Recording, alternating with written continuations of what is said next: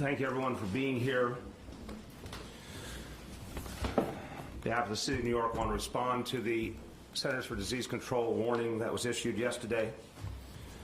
And I want to commend the CDC for acknowledging the reality and saying very clearly that it's not a question of if, but when the coronavirus affects the United States in a much more profound manner.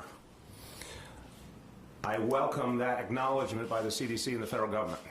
I will say very plainly that on January 24th, with my colleagues, I made the same exact statement about the City of New York. So it has been clear for weeks now that it was not a question of if, but when. It is important that the federal government is accepting that reality and acting more aggressively. And I'm going to talk about things I think need to be done additionally by our federal partners to address this crisis. No one should take the coronavirus situation lightly. In fact, I think the problem we're seeing in many countries of the world is that there was not an aggressive approach, and there was not transparency, and there was not a willingness to fully acknowledge the danger. Here in New York City, we took the exact opposite approach. We acknowledged it from day one in a very open manner that allowed us to communicate with our people about what they needed to do. I want to thank New Yorkers. New Yorkers heard the instructions that were offered by our public health officials, and they acted on them. And our focus right now is on addressing this crisis and ending it. But when the story is told later, New Yorkers will prove that they once again showed strength and resiliency by following through and doing exactly what they needed to do to protect themselves and their families and their neighbors. That's part of why we have the situation in this city that we have today, which is clearly better than many other places. The precautions that were put in place back in January, including in our public health system, our schools, working with our federal colleagues at the airports, have had a very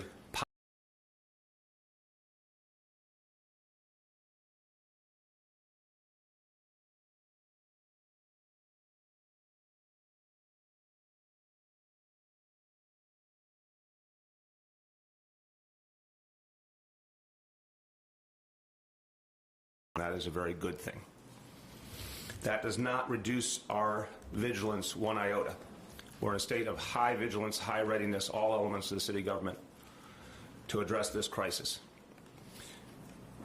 We all asked ourselves the question after seeing the CDC guidance yesterday, what would we be able to do if this became a much deeper crisis? What kind of capacity could the city of New York bring to bear immediately? I want to give you a couple of updates. Right now, we have 1,200 hospital beds that we can make available immediately for any individual who is in the testing process or who tests positive or needs isolation in a hospital setting. 1,200 beds that can be brought online immediately. That is a very, very substantial capacity given what we're seeing playing out even in some of the countries that are dealing with this crisis in a much deeper manner. Already, our public health officials have distributed 1.5 million masks in the city of New York. That is a very good start, but we need more. We have requests out for an additional minimum of 300,000 surgical masks. To guarantee that these arrive in New York City promptly, we will need federal assistance. So I'm calling on the federal government to help us and all other localities to get the masks we need, working with the private sector providers. Now, we need the CDC to help us, to help ourselves, not just New York City, but cities all over the country. We have very advanced laboratory facilities as part of our Department of Health. Other cities do as well. These facilities are being underutilized by the CDC. We've made this point now for weeks and weeks. There has been an honest effort between CDC, city, state, to try and speed up our ability to do this local testing. But more can and should be done immediately. As our health commissioner, Dr. Auxilius Barbeau, and I were talking about what's the simplest way to explain this. It's obviously technical, it's obviously complex how the testing occurs, so I'm going to use very plain, simple human English. Right now, the CDC posture is they are letting perfect be the enemy of good. We believe that if they would empower local laboratories, we could work with them to do high-quality testing faster That will allow us to keep staying ahead of the situation. We want to be their partners, but we need more flexibility. We also call upon the CDC to add to its testing regimen for travelers. Right now, it is too narrowly focused on travelers coming out of China. We think that has to be expanded to any traveler coming from a country that's seen a major surge in cases. We think that needs to be expanded to any country that now has a travel warning attached to it by the United States government. So I am urging the CDC and the federal government to add the testing protocol upon entry for visitors from Hong Kong, Iran, Italy, Japan, Singapore, South Korea, Taiwan, and Thailand. If these steps are taken, I believe it will help us to respond more quickly, it will help all of us to identify cases more effectively, and really limit the spread of this epidemic. Before I close, I'll note some of those who are with me and we'll turn to your questions. But before I do, thank you. The most important information that has been provided on this situation was the information that was provided by all of us a month ago, and I want to go back to it. I know everyone rightfully is trying to get new information, deal with new realities, but stay with the basics first. If someone has the symptoms and a nexus to one of the countries deeply affected, meaning they were there themselves, or they are living in the same home as someone who was there, or in constant contact with someone who was there, and they have any of those identifiable symptoms, they need to get to health care immediately. That is what has been working in New York City. We did have a number of people who matched that definition, and they consistently went and got health care quickly. They were therefore isolated from everyone else productively. The testing happened quickly. The testing came back negative. So the real simple basics, if you have symptoms that seem like a flu, and there's any possibility of a nexus to travel to those countries, or anyone who's been to those countries that's close to you in your life, get to a doctor immediately. Now, a very fair question would be, what if someone doesn't speak English? What if someone doesn't have a primary care doctor? What if someone is not able themselves, physical disability or for some other reason, to navigate the process? All that is necessary is for someone to call 311. The person themselves or anybody in their lives can call 311, and if they cannot get to a doctor immediately, we will get a doctor to them. It's as simple as that. There is no filter here. There's no delay. Anybody who needs help just has to pick up the phone, and they will get help. And a classic, obvious advice, better safe than sorry. If you may have it, if you're worried you might have it, act like you do have it. Do not delay. Do not explain it away. Do not hesitate. Better safe than sorry. Finally, and I'll offer a couple of sentences in Spanish, but just to say, New Yorkers, I have often said, do not scare easily, do not get intimidated, do not panic. We've been up against many, many things. We've been up against global health crises, terror attacks, the greatest terror attack in the history of this country against our people. We've been up against any number of crises. New Yorkers are very, very consistent. They're tough, resolute, they help each other. They know how to deal with pretty much anything. So I'm going to ask everyone who's listening to me right now and all my colleagues in the media, this is not the time to sow panic. This is the time to share information and help people understand this can be dealt with. The places that have had the problem are the places that did not deal with reality, that were not honest and open, that did not help people understand what to do, that did not make help available easily. We're doing the exact opposite here in New York City. We have the greatest public health capacity of anywhere in this country, and we're using it. So there is not a single reason for panic. There's a reason for people to focus and follow through on the basics. And if we do that, we will all be safe. In Spanish, no tenemos ningún caso de coronavirus, pero la ciudad está preparada. A todos los neoyorquinos, por favor, tomen precauciones, pero sigan con su rutina. En este momento nos sirve la precaución y no el pánico. That, as I said, I want to thank my colleagues who have been at the forefront of addressing this crisis. Deputy Mayor for Health and Human Services, Dr. Raul Perea-Hence, Deputy Mayor for Operations, Laura Anglin, Dr. Oxyrix Barbeau, our Health Commissioner, Deanne Criswell, our Emergency Management Commissioner, Lorraine Cortez-Vasquez, our Aging Commissioner, representing the DOE, Chief Operating Officer Ursulina Ramirez, Dr. Michelle Allen, Senior VP, Chief Medical Officer, New York City Health and Hospitals. I want to thank everyone who's here from FDNY, OMB, all the other agencies that are involved in addressing the response. Also want to thank our elected officials who are here and have been very, very supportive and are spreading important information. Manhattan Borough President Gail Brewer, the Chair of the Committee on Aging of the City Council, Councilmember Margaret Chin, Chair of the Committee on Health, Councilmember Mark Levine, Chair of the Committee on Hospitals, Councilmember Carlina Rivera. Thank you to all for your partnership as we address this crisis. With that, I'm going to turn to questions from the media. Yes.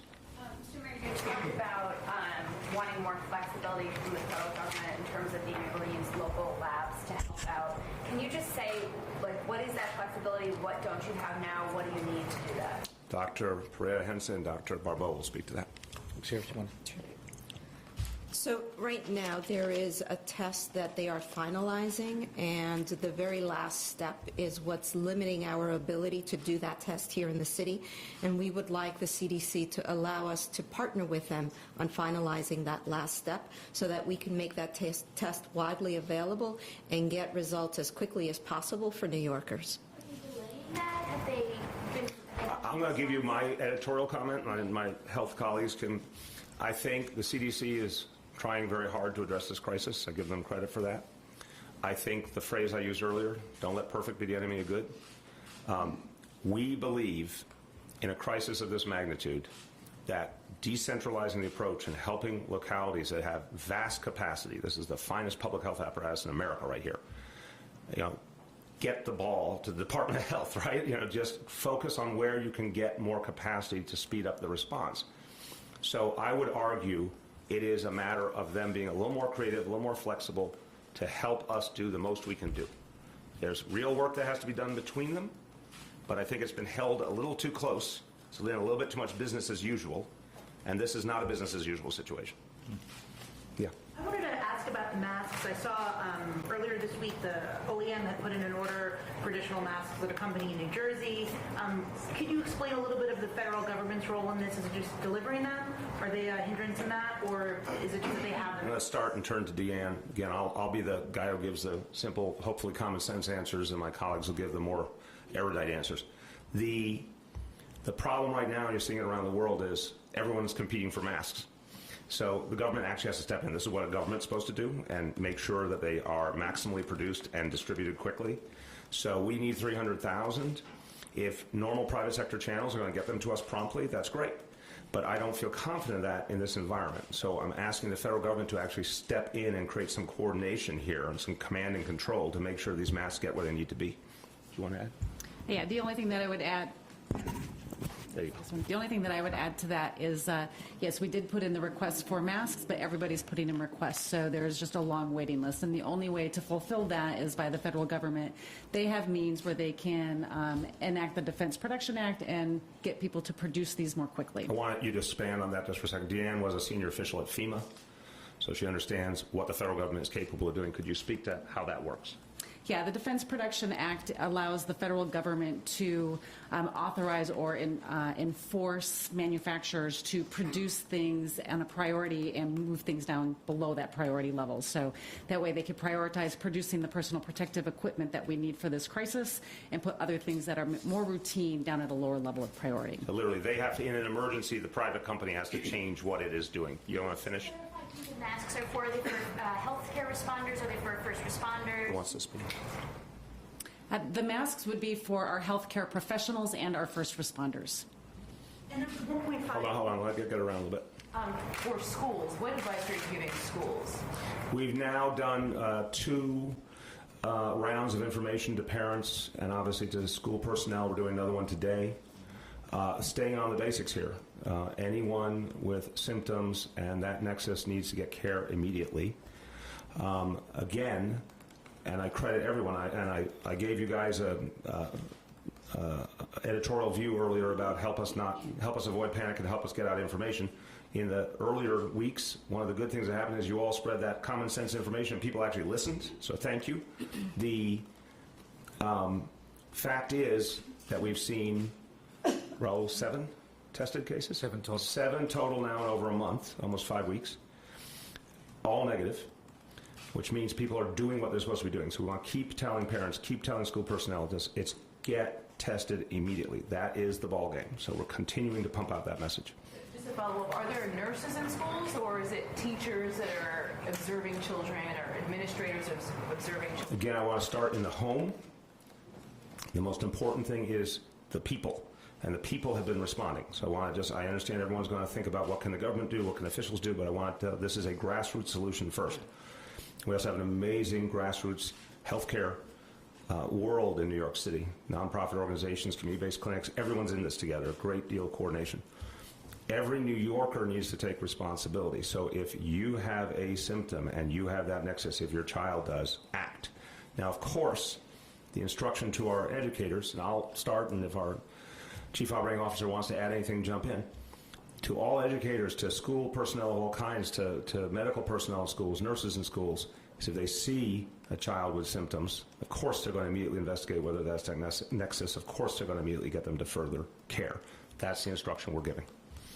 Who has not gone? Go ahead. Mr. Mayor, what are cities plan to convince the immigrant communities to seek help if they get? To convince To convince the immigrant communities. Again, we are very satisfied so far that immigrant communities are seeking help. We've had every community, of course, matters. Every community is being communicated with. A lot of this has revolved, obviously, in the early weeks around the Chinese community. There's been tremendous communication, tremendous leadership by Chinese community leaders, elected officials like Margaret Chin and many others, community-based leaders. Everyone's doing exactly what we need them to do to make sure people know what to do. The follow-through is obvious. The facts on the ground after 5 weeks show that everyone's actually doing what they're supposed to do. We want them to keep doing it. Go ahead. A little more clarity, please, on what the city's hoping to partner with the CDC to do in terms of the test. Is it developing the test? What's the final step? Let me just make it very, very simple. Right now, they're waiting to do all the steps before they send us the testing. What we are asking for is for them to send us what they have so we can partner with them to finish the testing. So you would help develop the test? Absolutely. We can be their pure partners. They're acting a little too siloed, if you will. They're keeping everything close in the CDC, but they can't do it as fast as we need. We should be empowered, deputized, to simply be their partners to do the testing. Go ahead. I would clarify that the test has already been developed. They're finalizing validation steps, and we want to be partners in that final validation step. Can you say just, I'm sorry, hold on. Dude. Excuse me. I said hold on a moment. Could you respect that? That's really not cool. This is a very serious matter. Could you help everyone understand what a validation step is? It's not a word that most people are used to. It means that there are specific procedures in place to make sure that every time that test is run, you can be assured of the same level of accuracy so that it's replicable. Okay. Go ahead. Are you saying you don't have the test here? Correct. On the line? We don't have the authorization to do the test here. We have to rely on the CDC. Just a quick follow-up on that. You have the authorization to do the first few steps of the test or none of the test? No, so we had initially gotten the go-ahead to run the test, and then there were issues found on the third and final step. And so CDC found that there were issues with a third component of the complete assay that needed to be run. And so that's the part that needs to be rerun, and that's the part that's holding up our ability to run it here locally. Element of the test itself. I'm going to stop the questioning on this narrow point. Hold on. We will do a follow-up immediately after this technical briefing to make sure everyone understands. We should not ask I understand the will for clear information, but this is not going to be productive to keep trying to drill down in something until we can make it exactly plain. So let's talk about other matters. You'll get that answer very quickly. Who has not gone? Hold on. Who's not gone? Mayor, is New York City putting up people who are self-quarantined or being tested for coronavirus up at hotels? Anyone who needs to be quarantined will quarantine.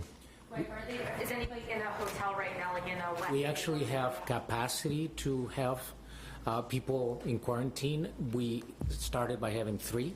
The last one left yesterday, I believe. And so right now there are 0 people in quarantine. And these were in the hospitals, to be No, they were in the hospital, in the hotel for observation. Which hotel?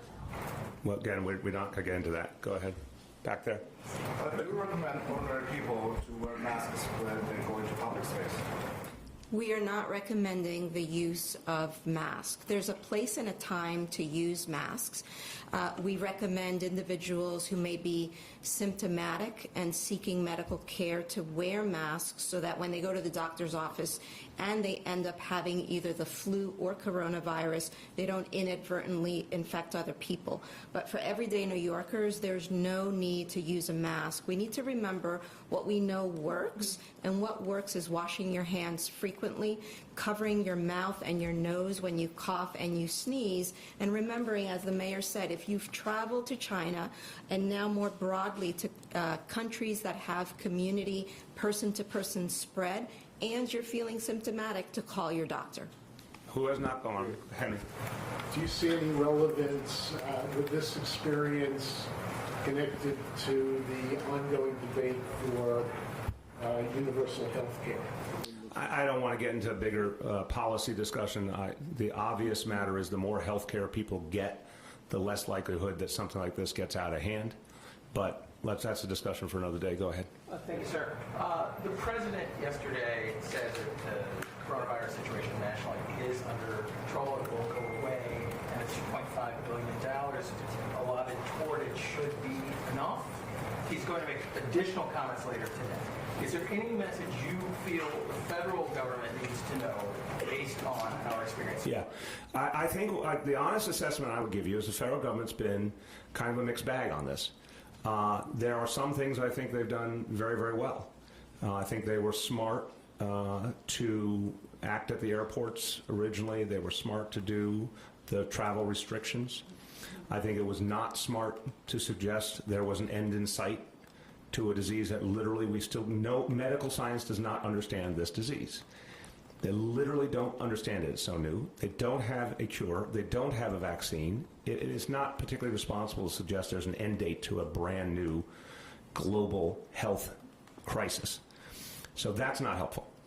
I think having, and again, I can disagree with the president on politics, but in a moment like this, we are all wearing the same uniform. We all have to address this crisis. So I think the administration did some very good things, but I think they're sending a lot of mixed messages, and they should stop. They should just get on one page. It should be, this is going to be with us for a long time until further notice. We all have to work together to a brand new global health crisis. So that's not helpful. I think having, and again, I can disagree with the president on politics, but in a moment like this, we are all wearing the same uniform. We all have to address this crisis. So I think the administration did some very good things, but I think they're sending a lot of mixed messages, and they should stop. They should just get on one page. It should be, this is going to be with us for a long time until further notice. We all have to work together. Localities have to be empowered. Localities ultimately have to be reimbursed, or they're not going to be able to do this. They're going to run out of money real quick. We should be much more stringent on the travel restrictions in light of the realities we see in the countries I mentioned. The CDC should play a more aggressive role in terms of stepping in where there are gaps. Clearly, things like this mask situation needs federal, and with FEMA, et cetera, needs federal intervention at this point. So I think we have a mixed bag. On the money issue, it's a no-brainer. We're dealing with an unprecedented global health crisis. If the minority leader in the Senate, who I have tremendous respect for, is saying, who knows a whole lot about the federal government over decades and decades, and if he's saying $8 billion, no one should be skimping at a moment like this. Get the money going so we can solve the problem. So I say that the administration would be better served to maximize rather than minimize in the middle of a crisis. Go ahead. Quick question for you, Mr. Mayor. I needed clarification on the number of hospital beds. You said that you have 1,200. Correct. Now, is this 1,200 additional hospital beds to what already exists? 1,200 that, if needed, can be used to address coronavirus without compromising our other healthcare services. Meaning we can work strategically with our vast public health system and our private partners to free up 1,200 beds in the event of an emergency. We can do that. Okay, and still take care of other patients. That's absolutely the right question. I thank you for the question. That's exactly the question. Great minds think alike. I asked the exact same question. We obviously do not want to rob Peter to pay Paul. It is a well-known fact there's been a surplus of hospital beds over recent decades in New York City. So this is not entirely a newsflash. But the point is, when we say we're going to maximize and coordinate how beds are used, prioritize the greatest need, really be agile about how we use them, that's a number we can get to in real time. Mayor, those 1,200 beds filled up. What's your plan on that? We are, at this point, we have zero need in New York City. It's a little hard to articulate to you that I am deadly serious about a global health catastrophe while simultaneously able to tell you that it is not existent in New York City at this hour, although I'm 100% certain you will see it. But I don't need to go from 0 to 1,200 in a minute. We've got a long time to ramp up, and if we ever had anything like that.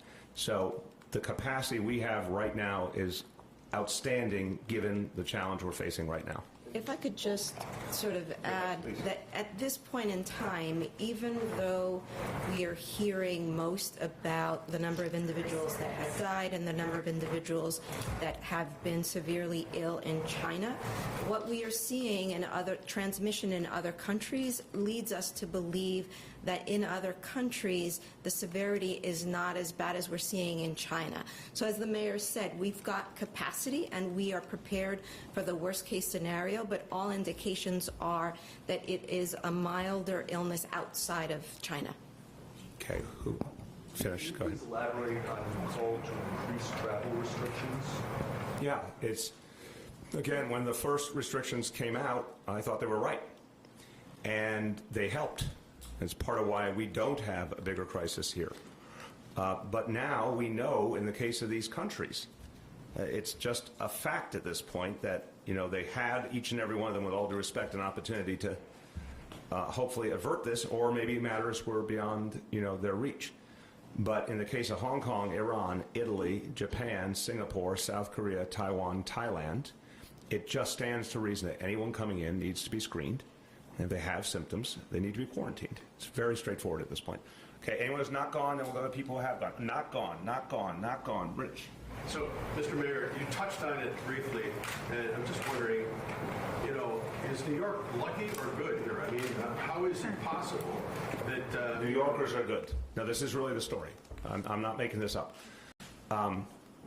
It's a very cynical world right now, and, bad news travels a lot faster than good news.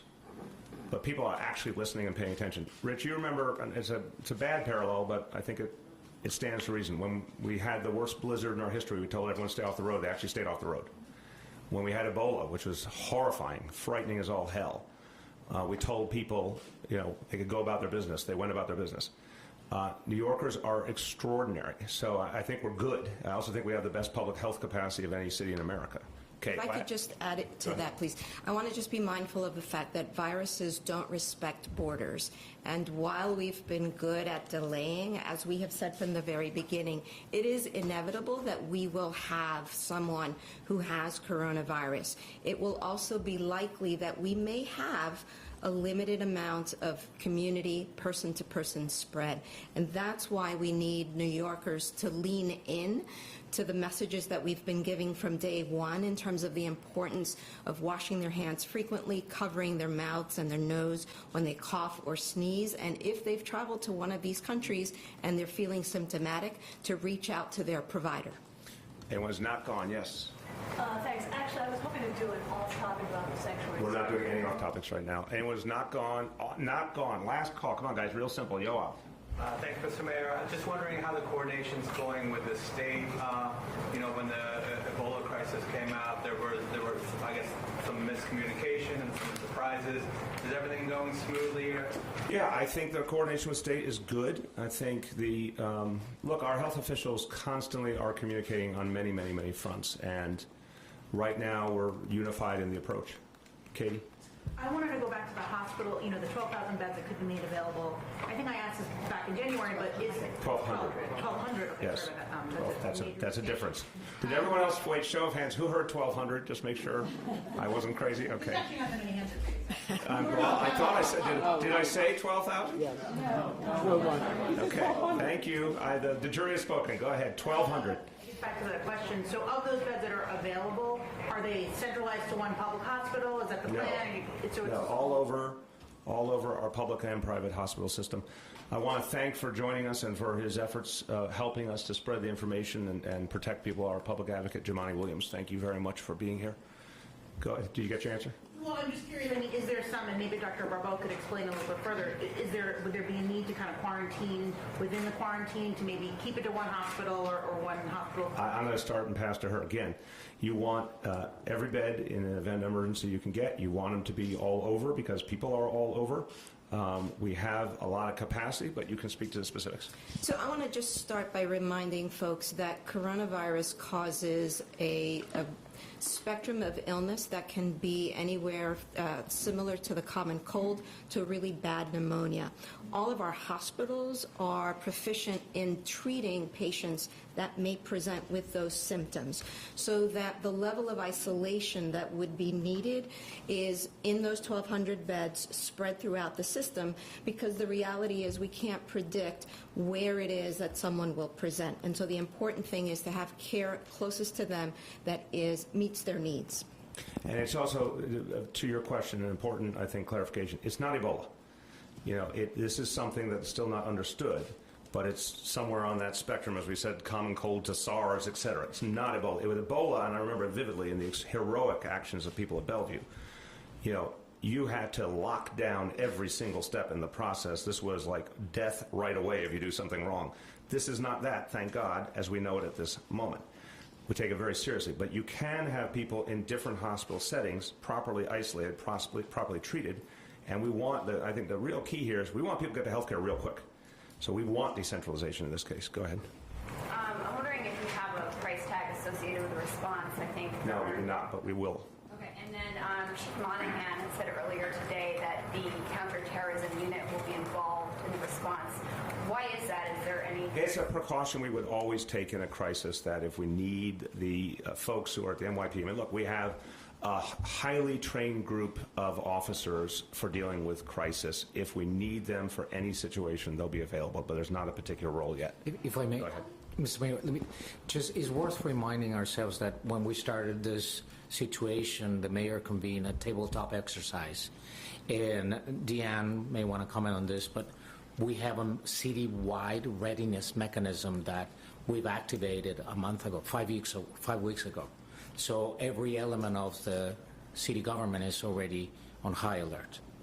Governor Cuomo had a press conference earlier today where he mentioned that they have a number of masks. Are they going to coordinate with you if you need them at all? We're certainly in constant communication coordination. I want to be fair to the other 10 million or so people in the state who don't live in New York City, that the governor has to think about the whole state, and that's fair. But we're all going to work together. I think the important point is to keep that supply coming. The city and state don't produce masks. The private sector produces masks, and that's where we need the federal government to step in. So in terms of the masks, you guys are asking the feds to facilitate the production of more masks and not pay for the masks themselves, or both? Can I'll start and you guys can jump in. In a crisis, we're not worried about who pays up front. We're worried about who pays ultimately. So a lot of FEMA activity, for example, is you pay, you get reimbursed. Yeah, so the idea is that you figure out who would pay for these masks. The federal government in an international health crisis should maximally cover the needs of localities. This is anything that is beyond our borders affecting us. The right and fair thing to do is to not take localities that have inherently limited resources and make them pay for it when the federal government does not have limited resources. By the way, there's a lot of places in this country, again, could not pay for it. Just couldn't. So it's get the material where it needs to be. If it has to be on a reimbursement basis, that's fine. But the federal government needs to step up. Hold on. I'll come back. The governor requested the legislature approve a $40 million for the emergency response. Does that number seem adequate for what the city needs? I think it's too early to tell. I think right now, thank God, with everyone's help, This is a contained situation. If it gets more extensive, it's going to cost a lot more. But I think it's the right step to get the legislature into gear to start putting funding forward. Go ahead. You mentioned no recommendation for wearing a mask. Do you recommend that the average person buy masks? Which mask should they buy? And is there any concern over price gouging? So at this point in time, there's no recommendation for an everyday New Yorker to buy a mask. The situations, as I said earlier, there's a place and a time for using masks, and they should use the guidance from their individual providers about the most appropriate situations. But we're not asking New Yorkers to go out and buy masks. And just remember this, the mask is when someone has the symptoms, is to protect others. The mask is not to protect yourself. So I think it's a common mistake. Rich? So, just in regard to the testing, without going into the nuts and bolts, is the issue time then? How much of a difference in time would there be in the return of a test if you were able to do it here locally as opposed to Atlanta, I guess? And no answer. I just want to, again, give you the common sense answer. If it even improved things by hours, it's worth it. Because if you ended up in a situation of real high volume, you want every possible advantage you can get. But help define hours. Half a day, hours kind of thing. Go ahead. The 1.5 million masks, those have been distributed to like nurses and healthcare professionals. Have any of those been distributed to like citizens, non-healthcare people? Okay, and in terms of the RFP or the request for the 300,000, there was no price tag on that at all. You guys have no idea how much this would cost. We'll come back, John. I mean, you can give now, but again, everyone, I'm just going to do a blanket rule.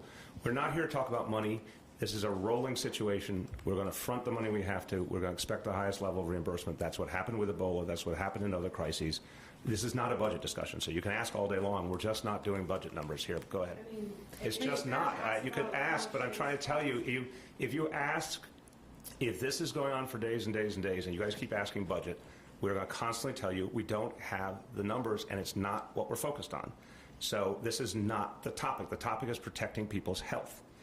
Go ahead. Yeah, the only thing that I would add is we're asking the federal government to prioritize the production of personal protection equipment. We have existing contracts in place to purchase this equipment. We just need the material to be there to purchase, right? It's on an as-needed basis. Right now, we're just asking for the N95 masks. Okay, we're going to shut down in a minute, guys. Go ahead. What assurances can you give people on public transportation where there's large numbers of people together?